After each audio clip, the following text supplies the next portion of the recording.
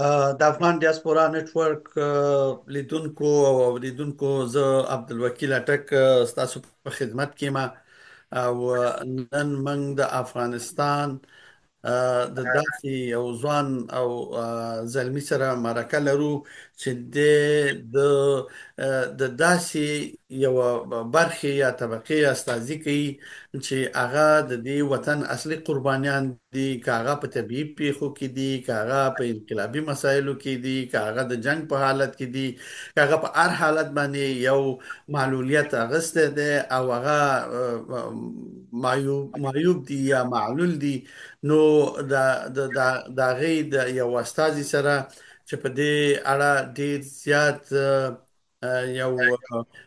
فعال انسان دی، په دې اړه ډېرې زیاتې منډې کړې دي او تر دا نن ورځې پورې د په دغه مسایلو باندې ډېر زیات فوکس کوي، که په وطن کې او که په بهر دی. د لګې د خپلو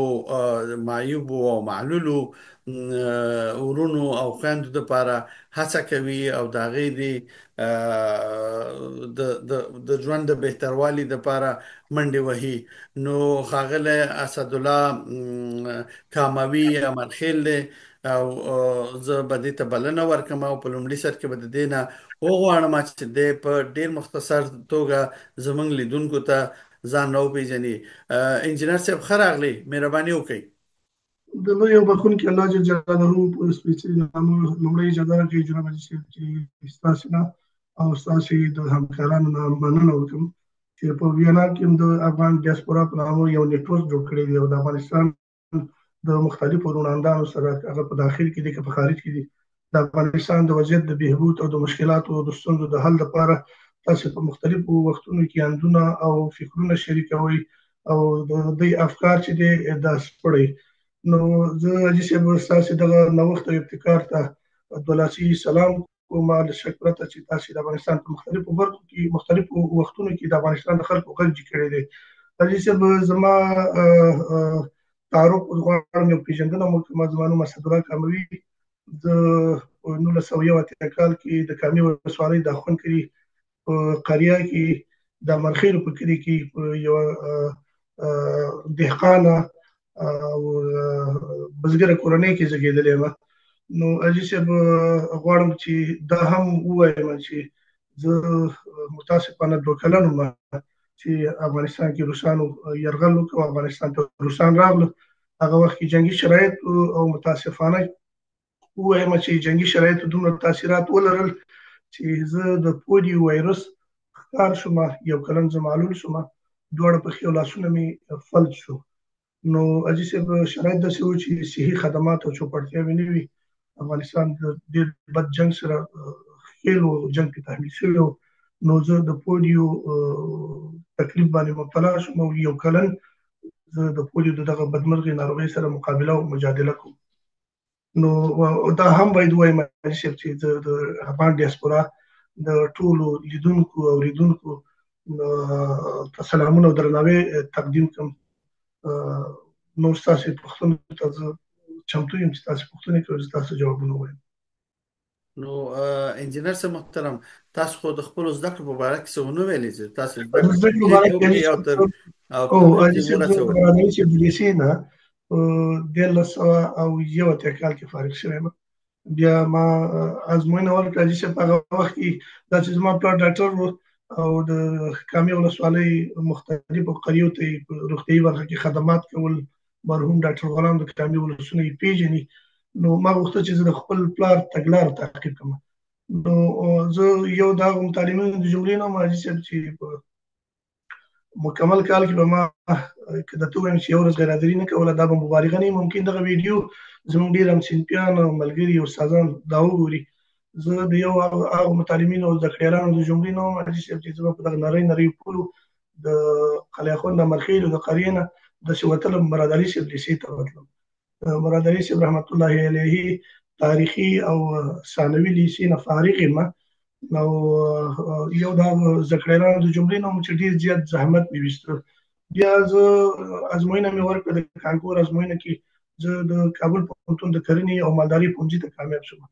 زه حاجي صاحب بیا ډېر زیات خفه وم ځکه زما انتخاب چې و طب و نمرې مې ښې نمرې وړي، هغه وخت سره ما 250 نمرې وړي په 2002 کال کې. نو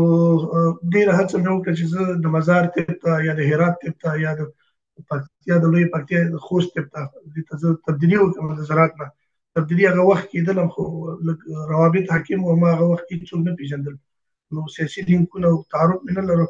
بیا هماغه وویل چې په دغه وخت کې زه د کرنې په ریاست کې زه مامور وم. هغه وخت سید معلم صاحب عزیز ظهیر، موږ تاسو ټول پیژنو، زموږ تاسو د سیمې یو مخور هغه د کرنې رئیس و چې کله خبر شو دغه سره زما ماموریت و. نو کله چې خبر شو چې زه د کرنې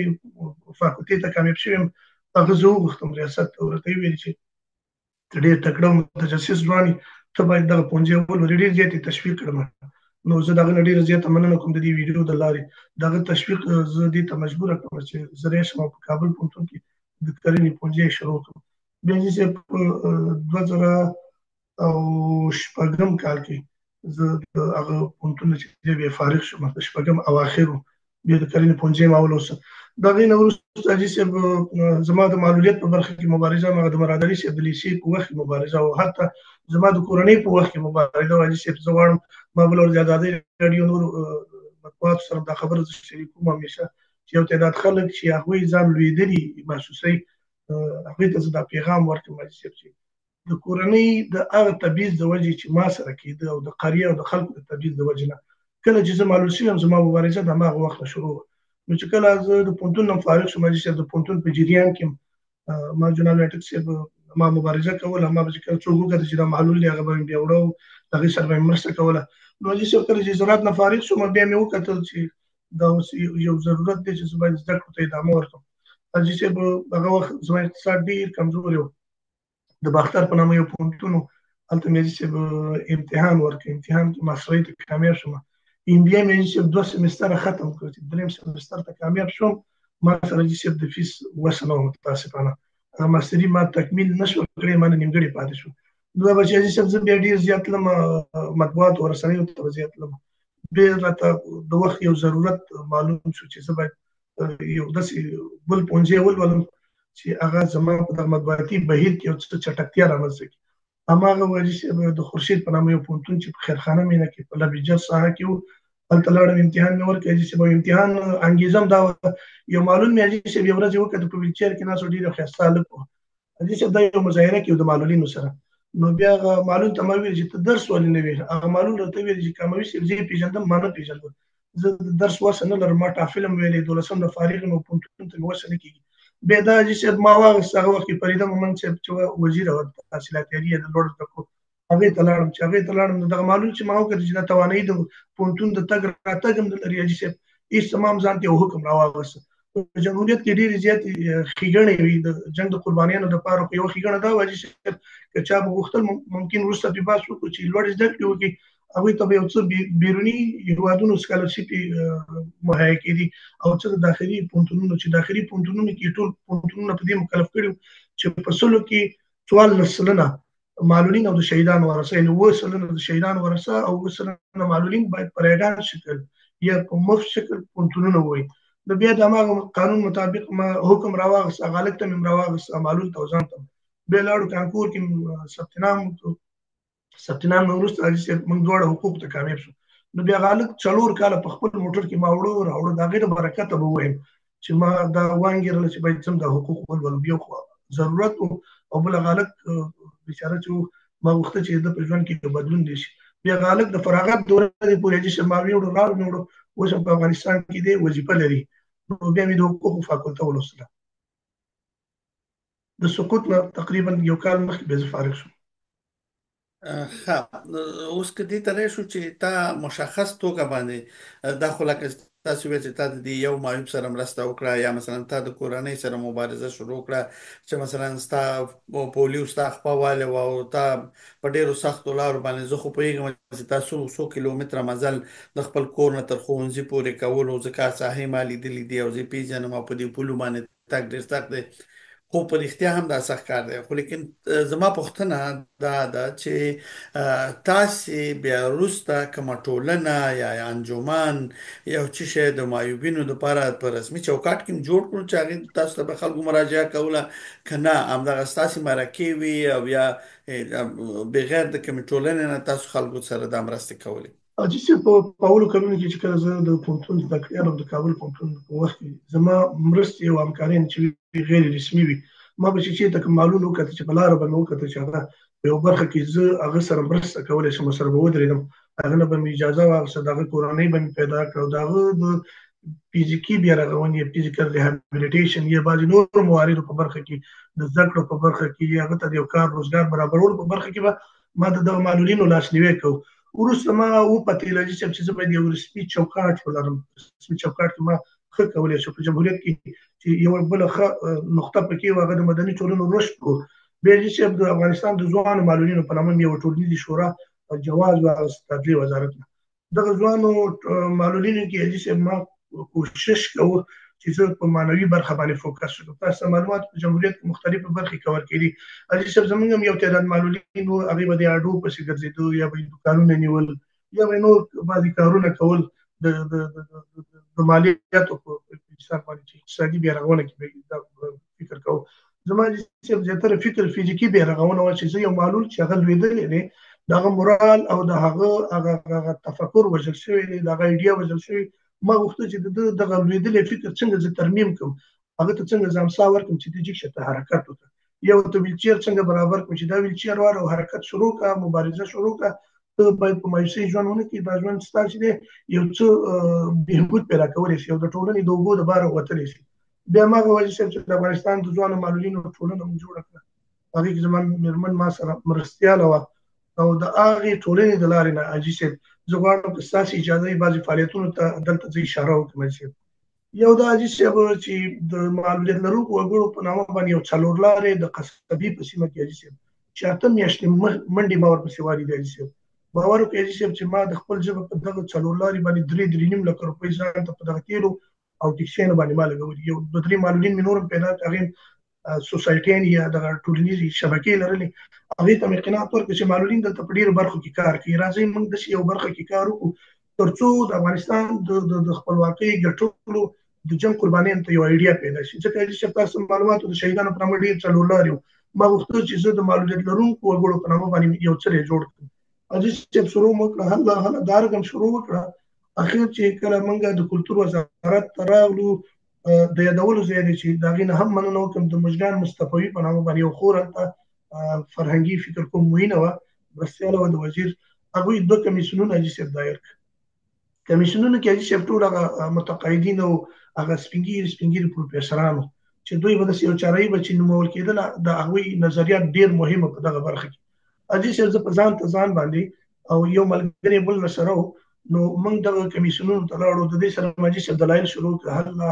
حاجي صاحب د ډېرو دلایلو وروسته کله چې د دې 2 کمیسیونونو فیصله کېږي نو حاجي صاحب مجدان مصطفوي زموږ د هغه موجه دلایلو ملاتړ او حمایت وکړ. کله چې هغه ذکر چې زه د کمالي صاحب د خبرو په تایید باندې غواړم چې دا څلور لارې تایید شي، بالاخره حاجي صاحب د رایې په اکثریت باندې خوشبختانه هغه څلور لارې تایید شو. بیا هغه څلور لارې کې ما د ښاروالۍ په حکومت باندې لوحې ولګولې حاجي صاحب چې 2 خواو ته پښتو او 2 خواو ته زموږ د دري ژبې لوحې ولګېدلې. نو حاجي صاحب دا لوحې ولګولې او څلور لارې اوس چې دی د هغې نه هر ټول شوي دي، هغه ټول شوي تاسو اوسنی تعامل معلوم دي. بل حاجي صاحب مهمه مسله چې زه باید اشاره ورته وکړم، د جمهوریت په وخت کې حاجي صاحب تاسو معلومات چې جمهوریت ځوان او نوی و او متاسفانه چې جمهوریت مصروفیت او بوختیا ټوله په جنګ کې و، یعنې جنګي مدیریت کوو، اصلاحاتو ته داسې ډېره زیاته توجه نه کېده. نو حاجي صاحب یو شمېر معلولین به چې موږ د حقوق او شریعتو فاکولټو نه فارغ شو، د پوهنځیو نه به دوی د فراغت اسناد واخیستل، دوی به غوښتل چې ستاج قضایي امتحان ورکړي او دوی قاضیان شي. حاجي صاحب په قضا کې په صورت قطعي سره دوی ته اجازه نه وه چې دوی قاضیان شي. یو ورځ یو خور د صبري اندړ په نامه چې وروسته د شهیدانو معلولین د وزارت معین هم شوه او هغه ما ډېره حمایه کړه، یوه دغه خور او یو ورور قاضي راشد په نامه باندې چې هغه د پنجشیر او ډېر یو تکړه مبارز ځوان و، هغه مبارز هم و. دوی حاجي صاحب راغله زما کور ته ما ته یې وژړل چې موږ د ستاج قضایي د امتحان نه یو چا جګ کړو او راته یې وویل چې تاسو چې هسئ ګوډانه سئ، تاسې نه شئ کولی چې دلته تاسې قاضیان شي. نو حاجي صاحب دا کیسه ډېره اوږده ده، زه یې درته لنډه وایم. یو ورځ لاړم ډاکټر سیما سمر پسې. سمر د بشري حقوقو د خپلواک کمیسیون رئیس وه. هغه سمر صاحب ته ما ویل چې سمر صاحب نن موږ غواړو چې ته موږ ته تثبیت کړي چې موږ انسانان یو. که چېرته زمونږ دغه د ستاج قضایي مسله ته حل نه کړي، بل نور ځایونو ته موږ لاسرسی نه لرو. حاجي صاحب خلاصه یې درته ما سره 8-9 موټره معلولین وو. د 9 موټرو معلولینو په نمایندګۍ ټول البته لوستي معلولینو موږ 2 کسان هلته داخل شو. سیما سمر ته حاجي صاحب قناعت ورکړه. سیما سمر د ځان پرست په نام باندې یو چې پخواني د ولسي جرګې د 15مې دورې کې غلطه نه وکیله وه او دوی سره کمیشنر وه دا مهال. نو دغه کمیشنر ته یې وویلې وظیفه یې وسپارله چې زه تا توظیف کوم چې ته د دوی دا مسله حل کړي. کمیشنر صاحبي د افغانستان قاضي القضات زنګ وهه، الله دې اوس مغفرت نصیب کړي یوسف حلیم صاحب ته. حلیم صاحب ته یې ویل چې 2 ورځې وروسته زه غواړم چې موږ د کانټیننټل پورټل کې د بشر د حقوقو ناقضین اعلان کوو. قاضي صاحب لومړی کس بتۍ په خندا یې ورته ویلي. هغې ورته ویلي وایي کمیشنر صاحب ولې څه خبره ده؟ وایي خبره دا ده دغه معلولین راغلي حقوق بشر ته دا ډېر یو غټ ادعا لري. دوی د ستاج قضایي د امتحان یا ازموینې نتیجې رټل شوي دي او په ډېر بد شکل ایستل شوي. دوی غواړي چې نن تاسو سره همدا نن ورځ یو ناسته ولري. قاضي صاحب قضات ډېر یو څه رقم چې حلیم و، همدغسې واقعا یو حلیم انسان و. نو حاجي صاحب به موږ یې ځان سره کړو، زه او هغه 2 ملګري مې نور، یو هغه نجلۍ او یو هغه ځوان حاجي صاحب راشد لاړو. چې لاړو قاضي صاحب قضات سره کېناستو. حاجي صاحب باور وکړه چې زما زړه ورته ډېر زیات دعا غواړي چې کله دا د قدر په یو کم کې بیچاره وفات شو، ما ډېر سخت ورپسې وژړل. دا دومره یو حلیم انسان خپل رئیس دفتر ته یې ویلي چې یو متحد المال صادر کړه او ټول ادارات د قضا په دې خبر کړه چې معلولین چې دی زموږ سره لومړیتوب لري او دا د هېواد افتخارات دي. نو ما قاضي صاحب قضات ته ویلي چې یو څوک په څخېدلي شکل باندې قاضي صاحب لاړ شي او هغه فاکولته وي د حقوقو او هغه غواړي چې قاضي شي، که چېرته کوم شرعي موانع وجود ولري یا حقوقي موانع وجود ولري، موږ نه غواړو چې شرعي او حقوقي موانع چې دی چیلنج کړو. صرف موږ دا ژړا تاسو ته راوړي، تاسو د یو جید عالم په توګه او د افغانستان د قضایي سکتور د یو مشر په توګه دا مسله تاسو سره مطرح کوو. هغې ویلې هېڅ نوع شرعي دلایل وجود نه لري.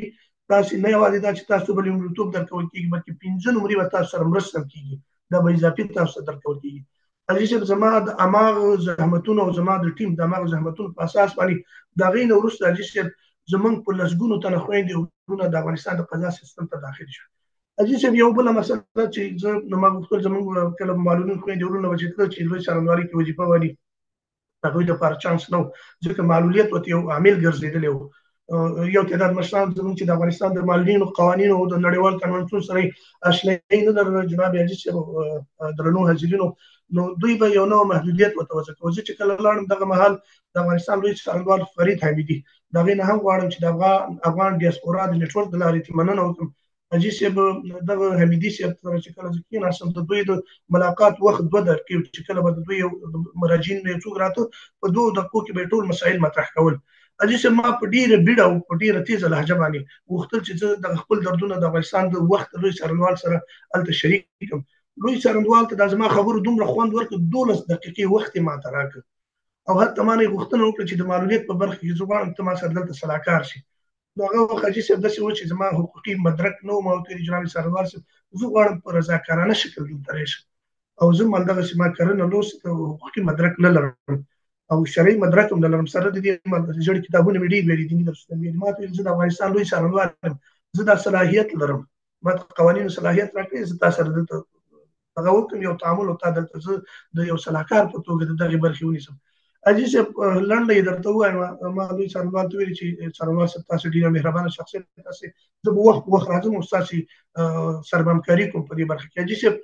چې خبره را خلاصه کړم، د افغانستان د لوی څارنوالۍ په تشکیل کې د 500 نه زیات څارنوالان معلولین خویندې ورونه، دا د افغانستان لوی څارنوال د افغانستان په مختلفو ولایتونو کې ځای په ځای. بله مهمه مسله دا چې په سلګونو هغه معلولین چې هغوی د مایوسۍ کندې ته غورځول شوي وو، هم خپلو کورنیو هم حاجي صاحب ټولنې، تاسو معلومات چې افغانستان تقریبا څه کم نیم قرن جنګ کې وتپل شو او تحمیل شو. دې زمونږ هغه اصلي فرهنګ او کلتور ډېر سخت متضرر کړ، قوانین هم ډېر سخت متضرر کړ، د قوانینو تطبیق هم چې ډېر دا وننګاوه. نو حاجي صاحب بالاخره موږ په دې وتوانېدلو حاجي صاحب چې موږ ډېر زیات معلولین خصوصي پوهنتونونو ته معرفي کړو. همدارنګه د کار ټولنیز چارو شهیدانو او معلولینو وزارت چې دا یو مرکب وزارت او د څو وزارتونو مرکب په دې کې چې د شهیدانو مالینو په نامه یو موینیت چې د ډېر سکالرشپ راکړي، حتی د سکالرشپ باجی چې خرڅېدلې د دې خرڅون مخه چې ما د مطبوعاتو په زور ونیول او تاسو ونی به احساس او بادر کمشان چې هغه وخت په حاکمیت کې موجود د افغانستان په مختلفو قواو درېګونو قواو کې کار کوي دغه حکومت باندې چې شفافیت راغی زمونږ په سلګونو معلولین چې بهرني هیوادونو ته سکالرشپونو ته لاړو همدارنګه چې په داخل کې موږ معلولین ته سکالرشپ واغ چې چا لیسانس وکړي چا ماسترین وکړي چا دولسم زده کړې وکړي دولسم نه فارغان شول چې د یتیمانو سره ډېر کومکونه وکړه هغه بچیان زموږ استاد چې هغوی پلرونه د افغانستان د ازادۍ خپلواکۍ په لاره کې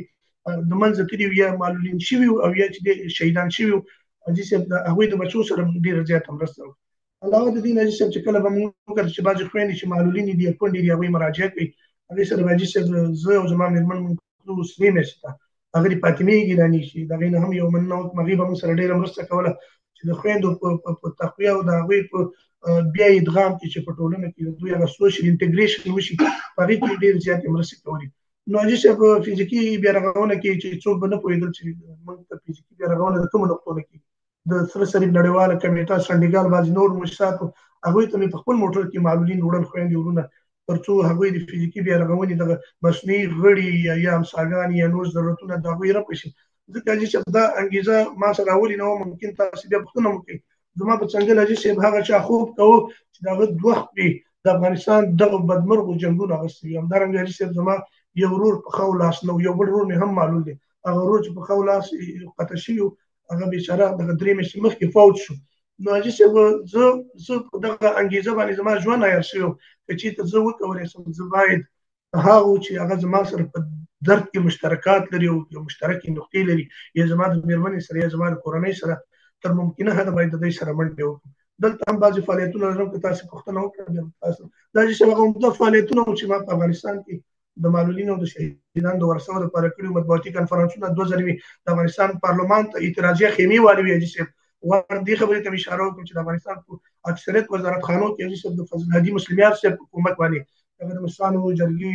رئیس هغه وخت موږ سره ډېر کومکونه کړي مسلمیار صاحب د الله ډېر عمر الله ورکړي او ښه صحت دې تاسو سره الله تعالی ورکړي څو ځلې د افغانستان کابینه موږ ته راغوښتي او مشرانو جرګې ته ورته ویلي چې دغه خلک ادعا لري دوی په دغه جدي میاشت کې چې دوی په 1 متر واوره کې پراته دي او زه د دې هیواد د یو مشر په توګه د یو قوي د مشر په توګه مکلفیت لرم چې د دې معضلاتو ته پای ټکی کړي تر څو د خیمې د جګړې حاجي صاحب هر وزیر ته مې بیل قناعت ورکړي چې معلولیت یا ډیسیبلیټي د افغانستان د دولت د ستراتیژۍ او پالیسیانو باید یو برخه وګرځي ځکه افغانستان متاسفانه ډیر زیات معلولین لري او دغه معلولین او د جنگ قربانیانو ته هیڅ نوع توجه نه ده شوې حاجي صاحب په اکثریت وزارتخانو کې یو صلاحکار وزیر صاحبانو ځان سره د ډیسیبلیټي اډوایزر په نامه باندې ځان سره ومنو چې هغه هم ډیر کومک وکړ هغه موانع چې په قوانینو کې موجود وي چې د قوانینو د تعدیل هڅه وشوي په قوانینو کې اصلاحات راشي او د معلولینو هغه بیریرز یا موانع چې دي هغه د منځه لاړ شي دغه عمده دغه حاجي صاحب نور یاداشتونه ما سره ډیر زیات دي نو غواړم چې یاداشتونه ته لاړ شم ممکن ستاسو وخت ډیر زیات ونیسم دغه عمده اکټیویټي چې تاسو سره مشارکت واقعا زه عیني شاهد یم ستا د منډو ترړو او همیشه ما او تا سره په ارتباط کې وو او یعنی واقعا ته خدای دې نیمګړی مه کا خو معیوبیت دې لره خو ستا همت د ډېرو روغو انسانانو نه لوړو او دغه د چې بیا زما احساسات ډېر ستا په عقله باندې رانشي خو یو پوښتنه به دا وکړم چې زموږ دا لیدونکي هم پوه شي ستا مېرمنه څوک ده څه کاره وه مثلا تاسو خپله خبرو کې یاد کړه او زه خو پوهېږم خو چې زموږ لیدونکي هم پوه شي چې هغه څه کاره وه آیا هغه هم معیوبه ده ډېر ښه سوال ته مې اشاره وکړه حاجي صاحب د دې اجازه خو شته دی چې لږ تفصیلات دې برخه کې ورکړم مهرباني ها حاجي صاحب معزز زما مېرمن چې دا شابیبي کاموي هوتک نومېږي دا د هوتکیانو قوم ته یو منسوب افغانه ده چې بیچارګۍ دواړه پښې د 1999 کال په اوایلو کې چې دغه اوسني حکما او زعما په کابل کې دي د دوی پر اتک سره د بیچارګۍ چې خونځي ته تلله دواړه پښې په یو ځای په ځای کړي مین په ذریعه باندې د لاسه ورکړي حاجي صاحب زه یو وخت د ټاکنو خپلواک کمیسیون کې د افغانستان د معلولینو د برخې د عامه پوهاوي په برخه کې ما کار کوم زه البته د معلولینو فوکل پوینټ وم او کې ارتباطي کس وم چې د نور اداراتو سره ما د معلولینو اړوند مسایل تنظیموم یو ور د 3 میاشتې نړیوال کمیټې ته لاړم د 3 میاشتې ریاست ته لاړم هلته مې د اغلي فاطمه ګیلاني سره یو ناسته لرله. فاطمه ګیلاني زما دغه تګ ډیر زیات وروسته یو ډیر زیات خوشاله شو چې زه تاسو غوندې یو ځوان سره ګورم، چې تاسو داسې یو هڅاند ځوان یاستئ چې د افغانستان د جنگ قربانیان، معلولین او د شهیدانو ورثه دي ته هڅوي چې دیموکراسي تمثیل کړي او په انتخاباتو کې برخه واخلي. هماغه جناب حاجي صاحب چې فاطمه ګیلاني یو خبره ماته وکړه، اغلې ګیلاني خور ویلي چې اسلام یې یو ناپیل اورګان دی، موږ نه غواړو په ټاکنو کې دخیل شو ځکه زموږ اورګان غیر سیاسي اورګان دی. ما ورته ګیلاني خور زه غواړم چې یو پریزنټیشن زه ورکم پاور پوینټ کې د اسلام یې کې ما ورېدلي ډېر زیات معلولین دي او دغه معلولین د دې مستحق دي چې د دیموکراسي په مزایاو پوه شي او دوی یو څوک وټاکي یا فرضاً ځان کې تعیین کې وټاکي، ځان مطلب کاندید کې نومان کې او نور ته رایه ورکړي. هماغه واجب چې د خور د دې منع وکړه، ماته ویل چې تاسو هر نوع همکاري کوم، خو سره مې یو ناپیلې اورګان دی، په انتخاباتو کې موږ هیڅ نوع همکاري تاسو سره نشو کولی. خو ستا په لیدو ډېر زیات خوشحاله شوم. ما ورته ویل درني رئیس صاحبې کولی شم چې دلته زه ستاسې بعضې معلولین وګورم؟ وایي بالکل کولی شي. وایي ما سره یو اتل افغانه کار کوي چې دواړه پښې دغه بدمرغي جنګ کې اغوستې دي او دا چې دا ما سره دلته د خیاطۍ په برخه کې استاده ده، نو دا ډېر زیات هغه بې بضاعته خویندې معلولین او کونډې دا چې د دې دلته دې برخه کې خدمت کوي. راځي چې خپل فاطمه ګیلاني خپل موټر کې ځان سره جګ کړم او زما د میرمنې شوبې ته ویوړم. کله چې دا میرمنه ما وکتل راځي چې زما سترګې نه څو وخت کې لاړې چې په دې ښایسته ځوانۍ د دې نه خبر نه وم چې دې وخت کې نشته. دې خبرې ته مې هېڅ فکر ونه شو. د زنګانونه پاس پخې چې واجي چې ما محسوسه کړه چې دې دا یو وخت نشته، زنګانونه لاندې پخې زما فکر نشو چې دې دا وخت نشته. خو دا زما میرمن چې هغه وخت زما میرمن نه واجي چې ډیر زیاته با همت او په ډیر همت باندې روانه و. ولې زه د دې درد ما درد کاوه چې دا څومره په دې شکل باندې روانه ده. دلته ما سره یو خور چې هغه د جنډر یونټ ډایرکټر و د ټاکنو خپلواک کمیسیون کې، دا ما سره یو ځای و. زموږ کاري ساحه هم یو ځای وه چې هغې به د جنډر برخه او ما د معلولیت برخه کور کوله. نو دې ښځې هم سخت وژړل زما میرمنې ته چې موږ کېناستو، موږ کې چای وکړ، 15 دقیقو کې چای مې برابر کړ او فاطمه ګیلاني ډېر زیات صفتونه وکړل. عزیز صاحب کیسه ډیره اوږده ده، ما ځان سره تصمیم ونیو که چېرته دغې مایوس افغانې ژوند نه جوړ کړی، زه سره د دې چې زه هم ډېر زیات دردونه لرم، ما دا هوډ وکړ چې دې سره زه واده کوم. هماغه وجه صاحب ما یو څو کارټونه د دوی همکارانو ته ورکړل، ډېر زیات د خیاطۍ ډېر زیات استادان راغلل او ما ورته ویل چې کله ټاکنو خپلواک کمیسیون کې کوم قانوني خدمت و زه ستاسو په خدمت کې یم، که معلول پیدا کړي یم د شهید کومه ورثه پیدا کړي چې په شرایطو جوړو مقرري غوښتله فرضاً نور بعضې ستونزې مشکلات یو په ما حلېدلي، د ټاکنو خپلواک کمیسیون کې د همدغه خلکو یو د دغه کټګورۍ یو فوکل پوینټ زه به تاسو سره مرسته کوم. عزیز زما ارتباط د دوی د همکارانو سره قایم شو. نو د دوی همکارانو سره چې قایم شي، یو ورځ مې عزیز صاحب ډېر غټ جرأت کړی چې غواړم دا د مطبوعاتو د لارې ووایم، ستاسې دغه افغان نیټورک ډیاسپورا د لارې ووایم. عزیز صاحب د میرمنې سره مې زه وغږېدم، د میرمنې مې ماته سخت وژړل. زه ډېر یو بېوسه او بېکسه انسان یم، زما خپې نشته دی په دې ټولنه کې چې چا یوه ګوته نه وي هغه څوک نه کوي. عزیز صاحب په ټلیفون دې ته ما پیشنهاد وکړ که زه یوه شوخي وکړم، زه دغسې تحصیلات لرم، خپله معلول یم، سره د دې چې زما کورنۍ به ما سخت په دې کار کې چیلنج کړي او ممکن ما د خپله کوره هم وباسي. عزیز صاحب که زه داسې یو کار وکړم، زما میرمنې یو تبسم او خندا وکړه، ما ته ویل چې د دې کار توقع زه هېڅ نشم لرلی. عزیز صاحب زه د دې نه خبر نه وم چې زما د میرمنې کور د ټاکنو خپلواک کمیسیون ته مخامخ د پکتیا کوټ په سیمه کې پروت دی، د دوی کور هلته. عزیز صاحب لنډه ورته وایم، ما د خپلې کورنۍ سره تماس ونیو، زما مور مرحومې ته مې ویل او دغه د معلولیت دغه ارزښتونه مې ټول ورته وویل او دا مې ورته ویلي چې مورې د فنکیهو په نامه باندې دا اصطلاح ډېره زیاته په قرآن عظیم الشان کې راغلې، موږ مسلمانان یو او حدیث شریف کې راځي چې نکاح وکړئ تاسې، حضرت محمد صلی الله علیه وسلم د نکاح ډېر تاکید کوي. ما ورته ویل مورې ما یو نجلۍ کتلې دواړه خپې نشته دی، دغه نجلۍ ما ته وکړه ممکن د دې نجلۍ پل موږ پورې دومره بختور شي. یو خو به دا شي چې زه د خپلو ورونو ټول عمر خادم پاتې شم، زه یو سیاسي ځوان یم، یو مدني ځوان یم، ممکن په ژوند کې بعضې فرصتونه ماته پیدا شي، زه به په ټول عمر تاسو سره پاتې شم، زه به معلول یم، زما میرمن به معلول وي او ممکن زموږ په ژوند کې یو تغییر دی شي. د بلې خوا به ما داسې یو چا ته لاس ورکړی چې هغه د ژوند ټولې هیلې او امیدونه ښخ کړي او خاورې پرې اړولي. یعنې دا په دې معنا که په دې دنیا زه د چیلنجونو سره مخ شم حاجي صاحب، په هغه دنیا به الله تعالی ماته ټول اجرونه راکړي ځکه د الله وعده برحق ده او دا ډېره محرومه انسانه ده. عزیز صاحب ما خپلې دوه ورندارګانې، یوه خور او مور مې د دوی کور ته راوستل، زه په حجره کې کېناستم، دوی دننه ننوتل، دوی چې کله راووته دا مور مې په دې لاره دوه درې څپېړې زه وویلم ما ته ویل چې زویه دا د ځینه نشي جګېدی دا تا ته اولاد نشي راوړلی دا تا ته کور نشي سمبالولی کیسه ډېره غټه ده حاجي صاحب زما په خپل ژوند ما یو لیکنه هم شروع کړې ده او یو اسپانوي لیکوال حاجي صاحب یو ناول پې لیکلی دی ممکن ستاسې لاس ته د خیره سره درشي په څو ژبو نړیوالو ژبو یې ژباړلی دی دا زه بله ورځ خبر شوم هغه اسپانوي به کور ته کابل کې راتله یو استاد یې دلته د ګمناظم استاد په هامبورګ کې زما لور ته ویلو چې ستاسې په کورنۍ باندې یو ډېر غټ کتاب لیکل شوی دی هغه استاد په رخصتۍ ده ممکن هغه استاد چې راله زه مادرید ته ورځم چې هغه اسپانوي سره زما ارتباط قایم شي ارتباط مې قطع شوی دی چې زما مور کلک مخالفت وښود او خویندو مې ورندارګان مې چې دا هېڅ امکان نه لري موږ نشو کولی چې دغه معلوله ښځه تا ته وکړو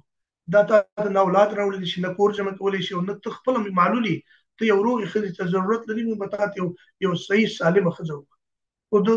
بعضې خلکو په آن باندې معلولین حاجي صاحب مریضان هم ورته ښکاري او بېوس او ناتوانه دغسې افکار ورسره حاجي صاحب لنډه لنډه ما د ژوند یو سوګند کړی و هغه ځای کې چې کله زما مېرمن د اولې ورځې نه ما وکتله چې زه به دا کار کوم که چېرته دوی واده نه یې کړی حاجي صاحب لنډه لنډه یم زه د ټاکنو خپلواک کمیسیون کې دا مهال د عامه پوهاوي په ریاست کې هلته زه د عامه پوهاوي د برخې مسؤل یم د افغانستان د معلولینو او د جنګ د قربانیانو یو ورځ مې حاجي صاحب چې مور مې مخالفت وښود تکراري مې ورته ویلې مشرانو ورونو ته مې ویلې تا زما ورونه ممکن وپېژني ورونو مې ټولو مخالفت وښود چې دا کار په هېڅ صورت موږ نه کوو درته حاجي صاحب خپله مې جرأت وکړ تاسو ته معلومات د په افغاني ټولنه کې بیا د پښتنو په ټولنه کې حاجي صاحب چې یو څوک چاته ورځي چې دا لور دې ما ته راکړه حاجي صاحب دا نو حاجي صاحب مرګ منل دي خو دا مرګ ما په ځان ومنو ما غوښته چې د لوی رب سره مې تعهد کړی چې هغه تعهد په ځای کړم په کور کې مې یو دوه رکعته لمونځ کوم چې نن زه د څو ملګرو سره د کاري چاپېریال همکارانو سره د دوی کور ته ورځم ممکن زه هلته ووهل شم زه وویشتل شم او تاسو ته معلومات دی چې بوتکیان ډېر تېز خلک دي بې حده تېز خلک دي حاجي صاحب ما ځان سره یو دوه زنانه واخیستې یو درې وروڼه مې واخیست چې هغې غوندې تاسو غوندې بشرپاله وروڼه مو هغه کسانو کې لاړو د دوی کور ته د دوی یو کاکا چې دا بیچارهګۍ دا زما مېرمن شپږ کلنه چې دا یتیمه پاتې شوې ده د دوی یو کاکا حاجي صاحب یعنې یتیمتوب دوره یې تېره کړې وه د هغه د حقارت څپېړې مزایې یې ټولې کتلې وې د دې کاکا په یو مکتب کې معتمد و حاجي صاحب لاړم ورسره کېناستم ما ځان سره ټول اسناد یوړل تعلیمي او تحصیلي چې کله کېناستم حاجي صاحب اعوذ بالله بسم الله مې ویلې یو آیات یو حدیث مې ویلي ورته مې ویلې کاکا ممکن دا ډېره سخته تا ته تمامه شي زه راغلی یم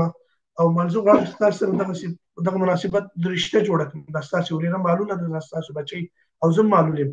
زه یو تحصیل یافته او لوستی معلول یم ممکن د دې لپاره زه وسیله او سبب شم د نجات او خلاصون که چېرته تاسې بده ونه ګڼئ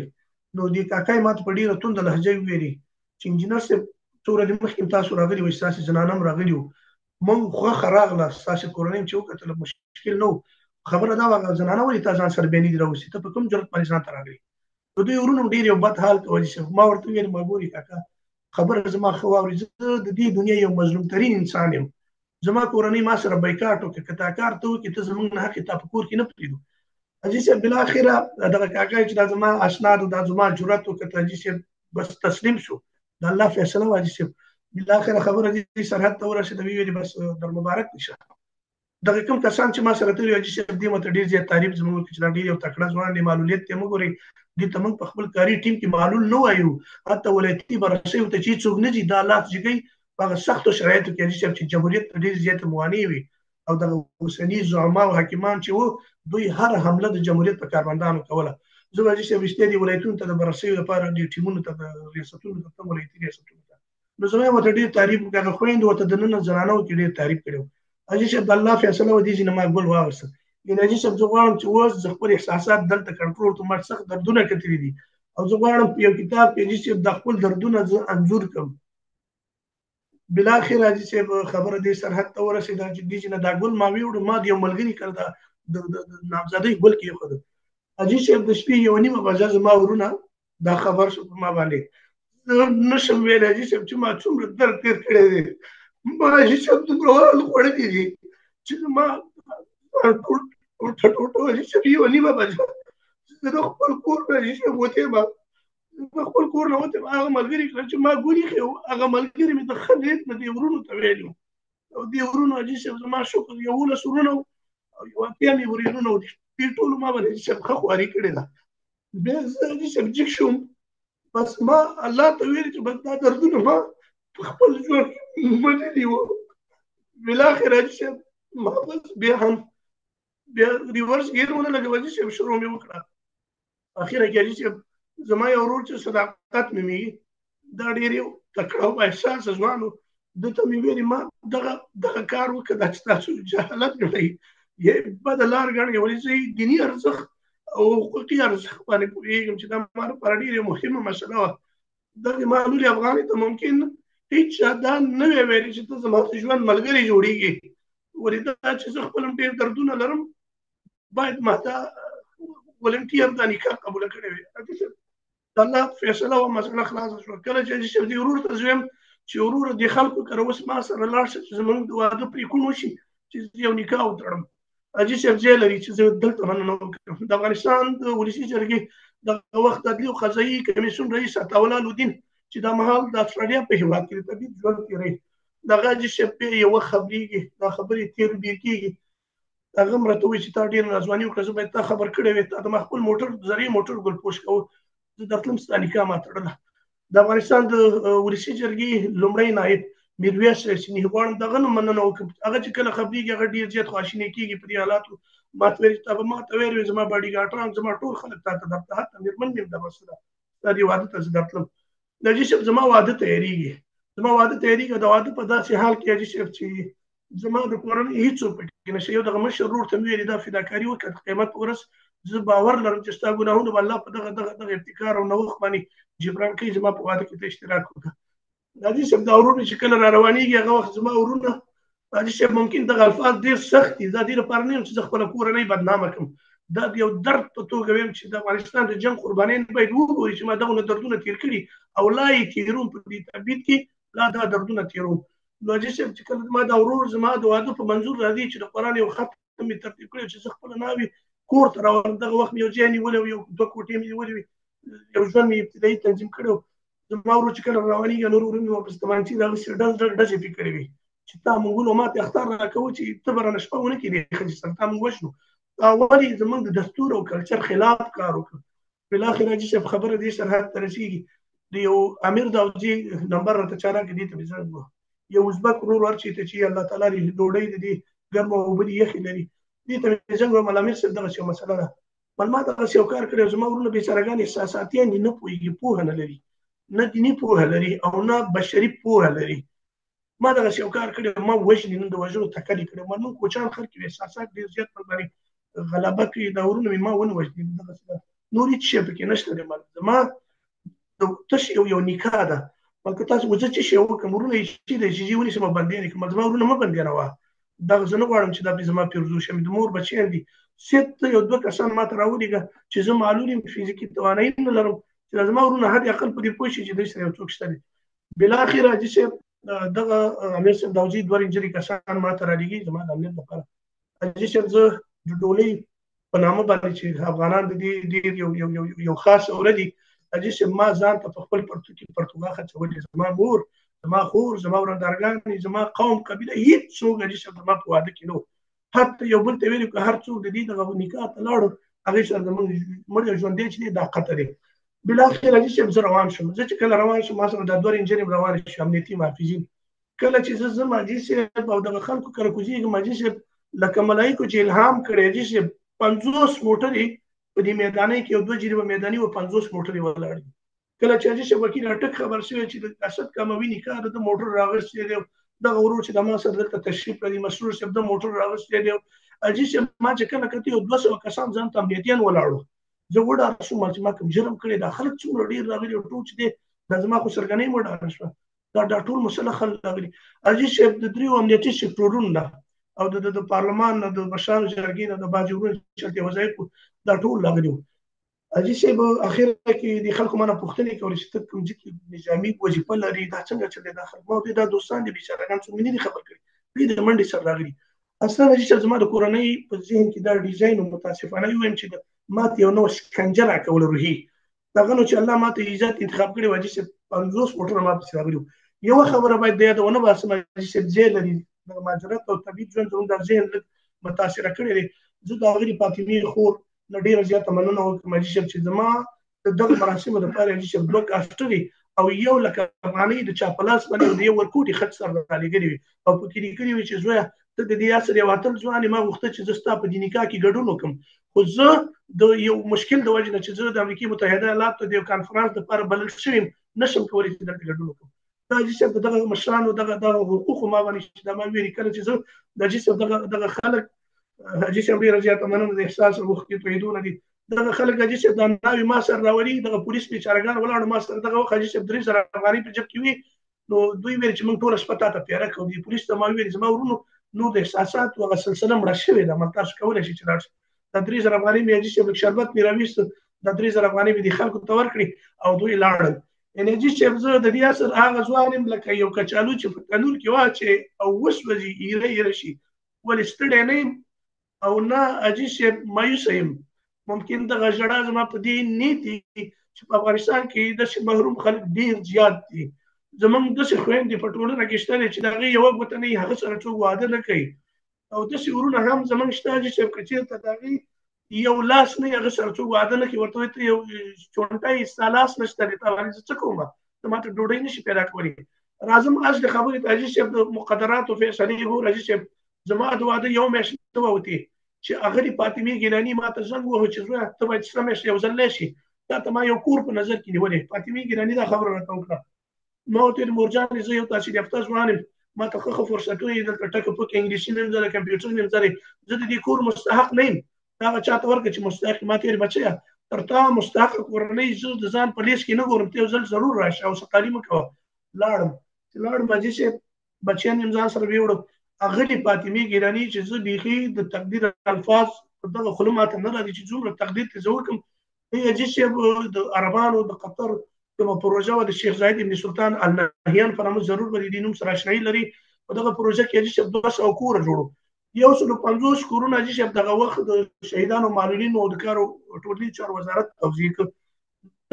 یو څه معلومات به لرم حاجي صاحب هغه وخت کې د فساد مسایل هم زیاتو په هر کور حاجي صاحب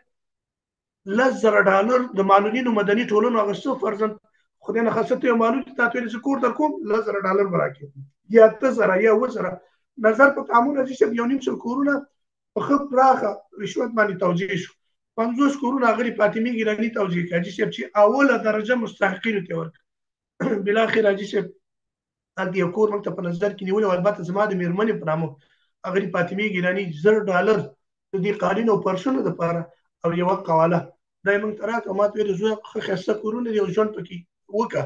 او ستا د مقررې په اړه ویل ځاخیلوال صاحب سره ما خبره کړې تاسو په یو سم ځای کې مقرروم چې ستا ژوند یو مشروع لارې نه جوړ شي او ته اهل قلم شي نور اهل قلم شي او دا یې ورته ویل چې بچی ما ته دلته ډېر زیات معلولین راځي ما خپله دروازه د هغې په مخ بنده کړې زما دروازه وهي په لغت ما ته ډېر بد الفاظ کاري سره د دې چې زه د داسې یو کورنۍ یم د پلار د اړخه یو جهادي کورنۍ یم چې پلار مرحوم تاسو معلومات چې د افغانستان د مجاهدینو یو تنظیم مشر د مهاراج ملي او د میړه د اړخه چې د ژوند د ملګري دی ډېر روشن فکر د ډاکټر صاحب احدي مېرمن یم چې هغه حقوقي او بشري مسایل ډېر زیات کور کوي نو ما ته ویل بچیه دا کور تاسو ته ما درکړو او د مقررې دې زه غم خورم حاجي صاحب هغه کور ته لاړو کله چې دې کور ته حاجي صاحب ځو زما د مېرمنې کورنۍ ټول ما سره ده زما د مېرمنې کورنۍ حاجي صاحب ټول یو شوق خوري چې دا څه چل وشو که دغه جلۍ موږ نه ورکړې همداسې یو تحلیل ورسره و دا کور خو موږ ته پاتې کېده دا خو ډېر یو ښایسته کور دی هغه وخت سره حاجي صاحب $1,00,000 قیمت لري دې کور هغه کور کې حاجي صاحب هغه وخت هېڅوک نه و راغلي زما مجبوریتونه ډېر زیات لاړم حاجي صاحب چې لاړم هلته مې بچیان هم نو همدا زه او مېرمن به مې پکې کار کوو ګډ ګډ سهار مې پکې ولاړو دا هم راټول بیا د هغې نه وروسته حاجي صاحب سفارت سره مې ارتباطات پیدا شول هغه سره مې سره نورو ارګانونو سره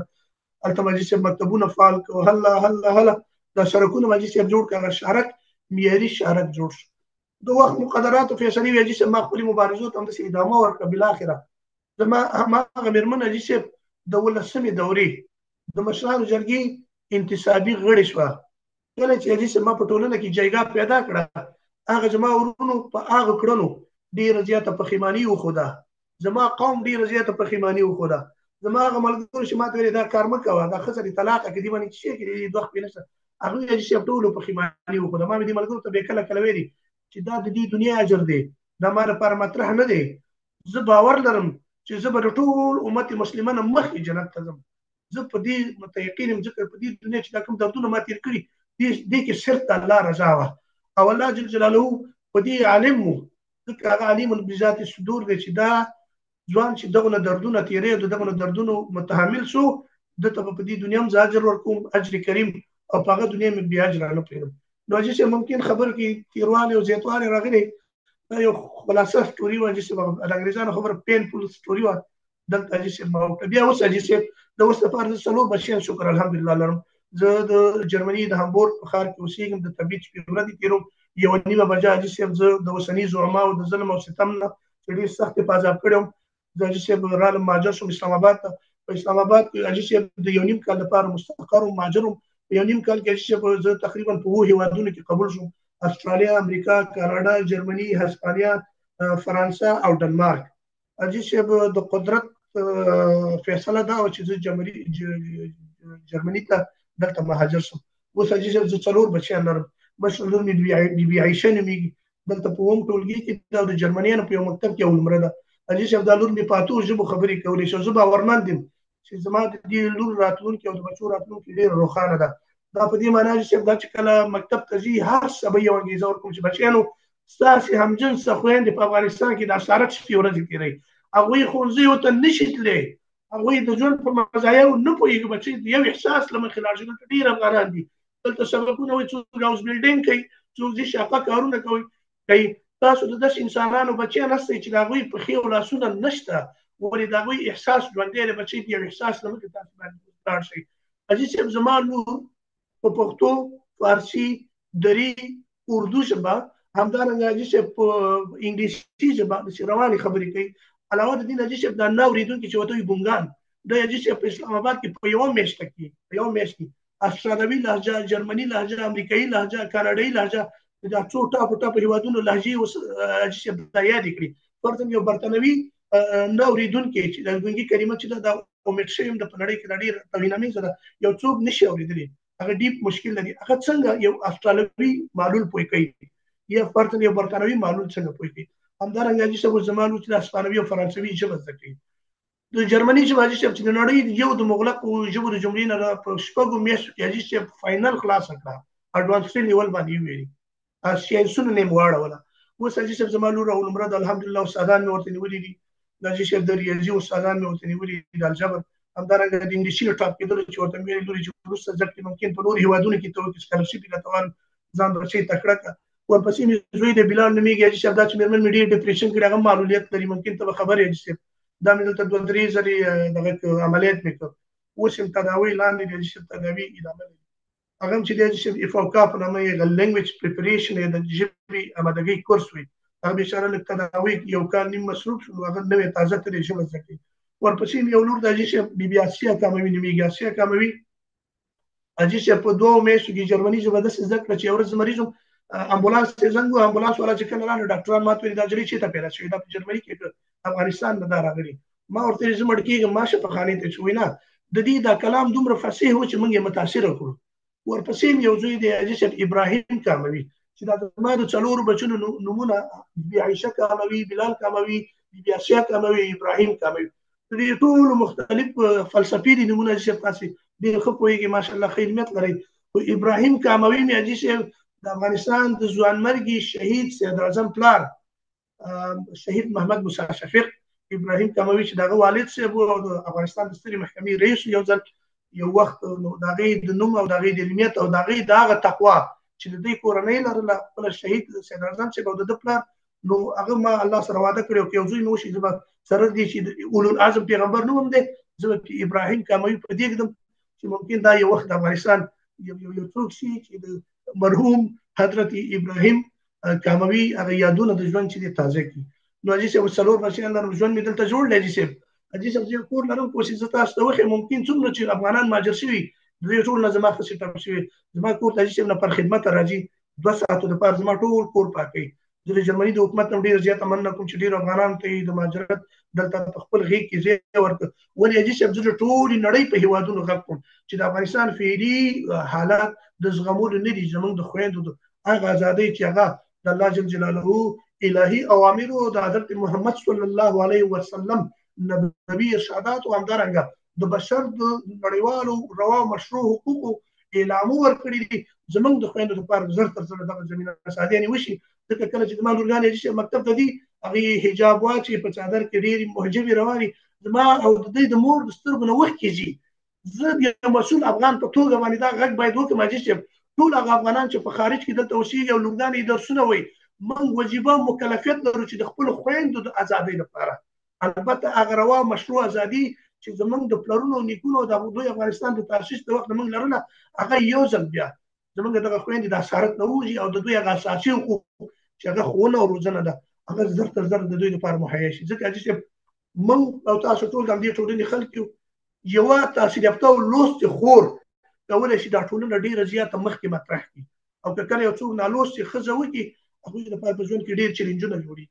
نو حاجي صاحب بچیان مې په همدغه آیډیا باندې زه دلته تربیه کوم چې بچیانو افغانستان کې رواني تکلیفونه ډېر زیات یو ته مې سایکالوژي انتخاب کړي بل ته مې د ولادي او نسایي د مور او د ماشوم مړینه ډېره زیاته ده بچی ته په دې برخه کې طب وي او باورمند یم یو ته مې د هډوکو مسله مشخص کړې چې بچی د هډوکو مشکلات زموږ کورنۍ لري افغانستان ټول ټکېدلی او دردېدلی دی لا دردېږي په دې هیله چې د دردونو دا سلسله ختمه شي یو ته مې د هډوکو دغه انتخاب کړي یو زوی مو یې پلار زه پیلوټ کېږم چې د افغانستان د هوایي حریمونو زه ساتنه وکړم نو دوی ډېر مقدس اهداف انتخاب کړي یو موږ په تعقیب کې کومک ورسره کوو په دې هیله چې د نورو افغانانو خویندو ورونو سره دوی خپل روا او مشروع موخو ته ورسېږي زړه مې غواړي چې تا ته غوږ شم او ته خبرې وکړې خو د بده مرغه چې زموږ لیدونکي به هم دومره حوصله ونه لري او زموږ پروګرام به هم ډېر دغه شي زه یوه پوښتنه لنډه راته جواب کړه چې ته ولسمشر کرزی چې هغه وخت رئیس جمهور و ته ولې وغوښتې حاجي صاحب دا ډېر مهم او ما د خپل ژوند د کړنو فعالیتونو دغه د پام ولوېده حاجي صاحب یو ورځ چې د ژوند ډېر سخت مایوس لحظو سره مخ شوم په انټرنیټ کې د داود جنبش ایمیل پیدا کړ بي بي سي ایمیل بي بي سي ته ایمیل وکړ بي بي سي ته چې ایمیل وکړ داود جنبش صاحب راته ولیکل چې ته خپل نمبر راولېږه نمبر مې چې ور ولیکه زنګ یې راووه وایي ته چېرته یم زه دا مهال ننګرهار کې او زه غواړم چې ستا د ازادو جرګو یو ګډونوال اوسم وایي بیخي زما سره په لیست کې شوي ستا فعالیتونه زه ګورم فیسبوک کې راسره حاجي صاحب لنډه لنډه هغه انګېزه تا پوښتنه وکړه چې ته څنګه هلته لاړې او مطلب حالات پیدا کړه داود جنبش زه وغوښتم حاجي صاحب د نوي ښار په یو معتبر هوټل کې هلته ماته ځای راکړه هلته ماته ځای راکړه حاجي صاحب واقعیت درته وایم ما مې خپله مېرمن دغه وخت زما یو لور وه بي بي عایشه دا تقریبا 3 کال وه دا هم راسره ولاړو حاجي صاحب خبره چې را خلاصه کړم حاجي صاحب موږ ډېر قوي سپورټ شو حتی زما د مېرمنې پښې تلاشي شوې زما د قالب تلاشي شو همساګانې تلاشي شوې نو ما فکر کوو چې دا ممکن یو سفارت سره زموږ د آزاده جرګې دا درد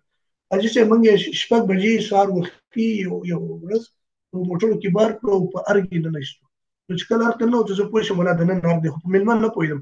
کېناستو حاجي صاحب سیټ اپ میټ اپ وشو کله چې سیټ اپ وشو حاجي صاحب چې کته مې دغه وخت ولسمشر ښاغلی کرزی صاحب راغی دا د دې پروګرام میلمه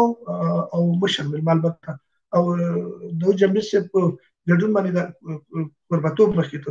دلته تقریبا حاجي صاحب یو 50 یا 55 کسان د افغانستان مختلفو برخو نه د مختلفو کټګوري خلک راغلي نو هلته حاجي صاحب زه لاړم چې لاړم حاجي صاحب ماته چا چانس نه راکوي څومره وسه مې وکړه هېڅ چا چانس نه راکړو دوه لاسونه به مې جګ حاجي صاحب اول ما ځان سره مې اخر فکر وکړم که دغه امسا زه جګه کړم بیا خلک داسې استنباط ولکړي چې دا سخت سوء استفاده کوي د خپل امسا نه خو حاجي صاحب په ډېر کوشش او اشارو مې وکړو دا وکولی شو چې د داود جنبش صاحب توجه راواړو جنبش صاحب توجه مې چې راواړوله توجه کله زما خواته شوه د ولسمشر کرزي نو ویل چې دلته یو معلوم ځوان راغلی دی غواړي اسدالله کاملي چې خپل زړه دردونه تاسو سره شریک هغه وخت ډېر مهم مسایل دا حاجي صاحب تاسو ته معلومات دي د جمهوریت د وخت حاجي صاحب غوښنه سیاسي سهمیه چې وه هغه وخت زموږ د ننګرهار وه هلته حاجي صاحب تاسو معلومات اتمار صاحب او دا نورې مشرانو مسلمیان صاحب دوی په دغه ساختار کې د ولسي جرګې وکیلانو او سناتورانو کار کوو زه نه پوهېږم یا به د مشرانو توجه نه وه یا به نور مسؤلیتونه زیات وو ما ځان سره فکر وکړ حاجي صاحب رئیس دلته خپله ملي او اسلامي وجیبه او هغه دیانت چې دی اجرا کړ اول مې حاجي صاحب ورته د بې سودو د پول ویلي تاسو معلومات د بې سودو پول حاجي صاحب ډېر یو ماهیتي او اهمیتي نقطه وه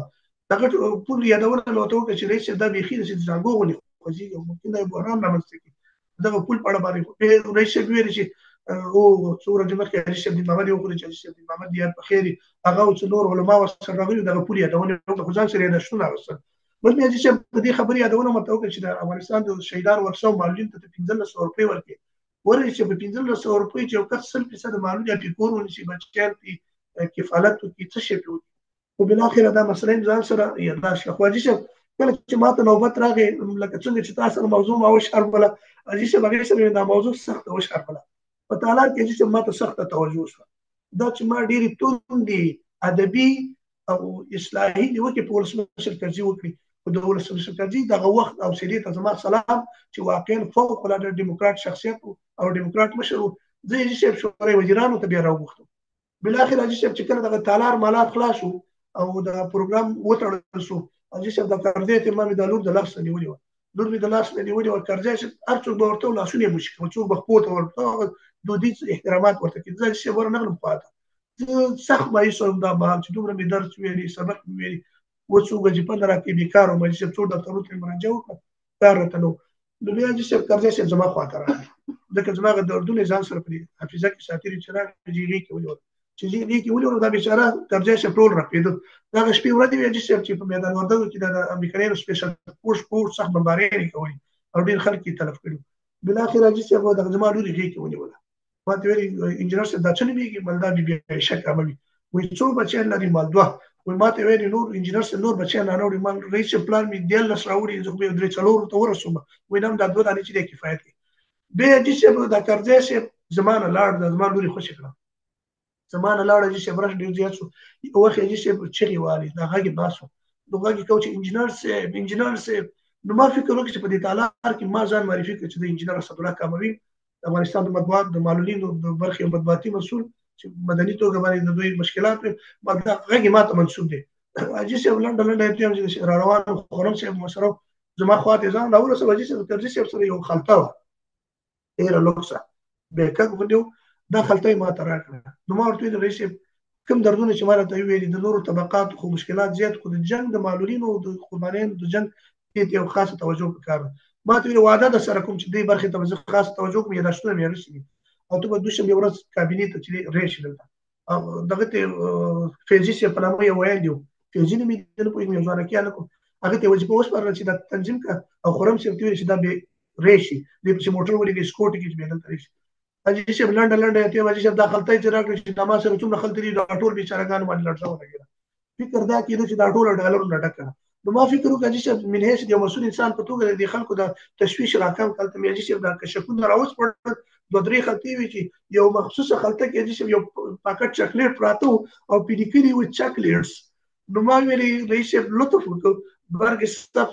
په درویش ما د مسؤل انسان په توګه تاسو تشویشونه راپکه مالزه پوهیږم ما سایکالوژي ویل چې تاسو سخت متاثر شوي چې دا به څه شي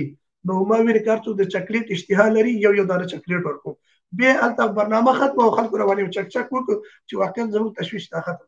به چې د وخت د تشریفات رئیس ما سره سل قدم د سلاړه چې د شي کړیو ما ته ویل ته ډیر ځت نگرانیانو مشکوال ستاره راځي هغه چې کوم الفاظ وکړول هغه نه کارو مجلس وی ویل چې واقعا تا د دې ولس او د دې ټولنې د دردونو استازولي وکړه به چې دغه ویډیو دی ته مننه وکړه جنرال صاحب د ملما خو ظرفیت نه لري تاسو باندې یو غټ احسان په ما راوځو به چې ما لپاره یو ځری موټر راغی زه کورنۍ مې پکې کېنول راول ته ویډیو ولته به ټیکسي ونیول به چې دا ډکور ته نو چې هغه د جمعیت د همکاري هغه چې موږ یو چانس برابر کړو ولسمشر کرزي ته لاړو د خپل خلکو او د خپل سیمې استازولي وکړه ډېر د ودردولم او د خپل ژوند ډېرې سختې تنګې راته وویلې اگر چې زه عیني شاهد یم دا چې زمونږ د برنامې او زمونږ د خپرونې وخت هم دومره وي نو که په اخره کې سوایل غواړي نو مهرباني وکړه او نور به سره بیا خدای پاماني وکړو په اخر کې چې د افغان ډیاسپورا د نېټورک نړۍ ډېر تمام چې ماته وخره یو خبرې ته اشاره کوم چې د افغانستان معلولین او د شهیدانو ورثه د محل ډېر زیات ستونزې مشکلات لري د دې سره چې په افغانستان کې اوس حاکمیت افغانستان د جمهوریت د وخت قوانين د ځان په ګټه البته تطبیق کوي د افغانستان د معلولین او د شهیدانو ورثه او د جمهوریت د وخت خلکو سره ډېر زیات تبعیضات کوي زه هیله لرم چې اوسنی حکومت د الهي اوامرو لمخې چې البته معیارات معلوم دي معامله وکړي د معلولین او د شهیدانو ورثه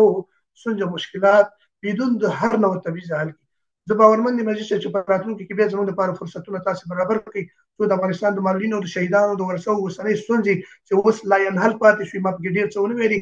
دا البته د ځان او د کورنۍ په اړه ما ټول معلومات شریک کړل او د معلولینو او د شهیدانو د ورثو په اړه باندې چې زه دلته هلې ځلې کوم، ولې تاسو سره ما د خپلو هلو ځلو د راتلونکو برنامو پروګرامونو او اوس په کابل او ولایتو کې د هغوی د ستونزو او مشکلاتو په اړه د وخت د کمښت د وجې نه ونشو کولی چې تاسو سره دا ټول مسایل کور کړم. په اخر کې یو ځل بیا ستاسو د احساساتو قدرداني کوم، ستاسو د هغه اوښکو چې زما د دردونو په اړه او د دردناکې کیسې په اړه تویې کړې، د تاسو او د ډاکټر صاحب نورو همکارانو زه قدرداني کوم. الله جل جلاله مو په عمر کې اضافه والی راوله. ستاسو د کورنۍ نه ډېره مننه کوم چې ستاسو کورنۍ د قلم په څوکه باندې د افغانستان د خلکو د دردونو تمثیل کوي او همیشه د بهبود او د خیر او فلاح لاره پیدا کوي. ستاسو ټولو همکارانو نه مننه. خوشحاله او آباد ژوند ولرئ. ستاسو د بریا په هیله.